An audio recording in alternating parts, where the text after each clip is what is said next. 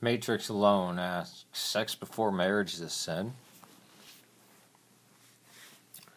What did Christ say? Christ said that marriage was for... a man was to leave his mother and cling to his wife, bear children, right? And that these laws of divorce were put there under the law of Moses because of the wickedness of the heart of the Pharisees. Marriage, there were no marriage ceremonies in ancient times. Adam and Eve were married. Cohabitation, consummation, and living together as one person, one unit. Yes, sex outside of marriage or extramarital sex is a sin. What is sin? Is it transgression of a law? Is it pissing off some god in the sky? Or is it hamartia, an archery term, meaning to miss the mark?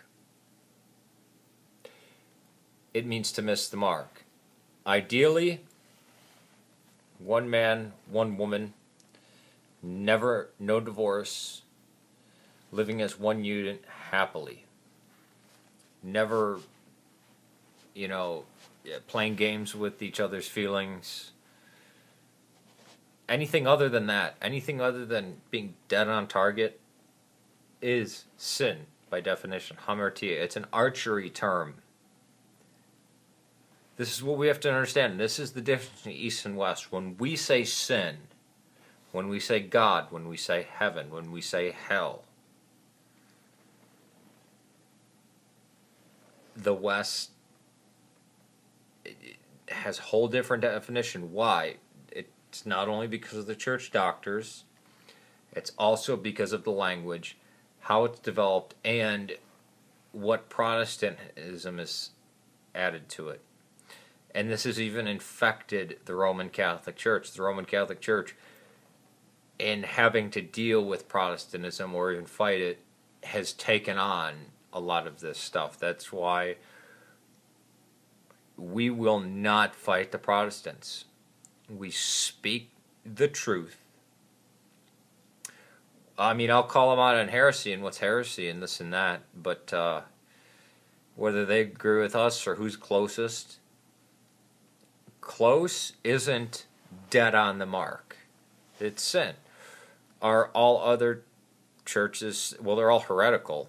Are they all sinful? Yes, because they've missed the mark. Hamartia. It's an archery term. Absolutely. Have I had sex outside of marriage? Yes.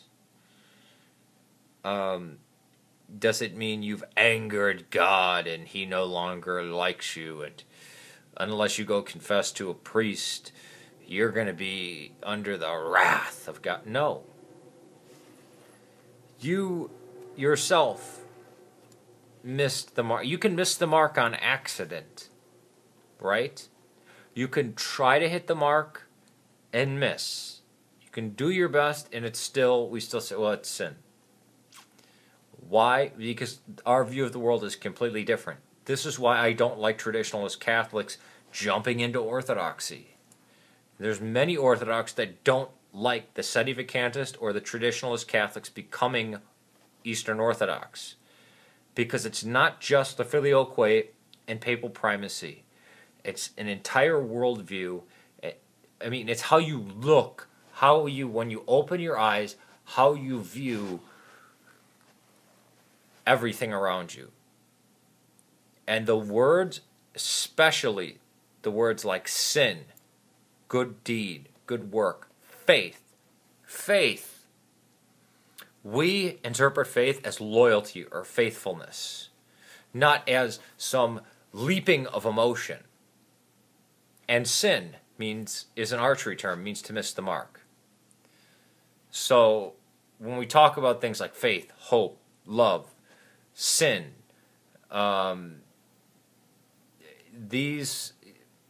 faith is putting one foot in front of the other. It's different from belief. So faith is works. It's the same thing. I mean, just like that's why we won't use the word. That's why it's a mistake when people talk about the 7 sacraments.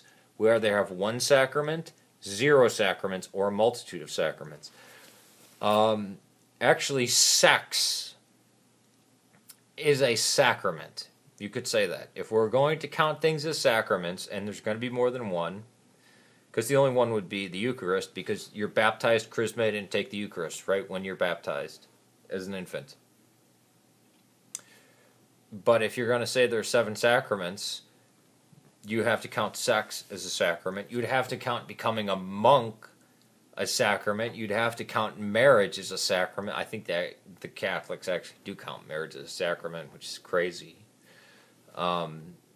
You'd have to consider childbirth a sacrament. There's either none, one, or a multitude. And if you're going to say there's a multitude, then sex between 2 married people is a sacrament. It actually is a good work. It actually affirms, or actually sex between a married couple affirms orthodoxy.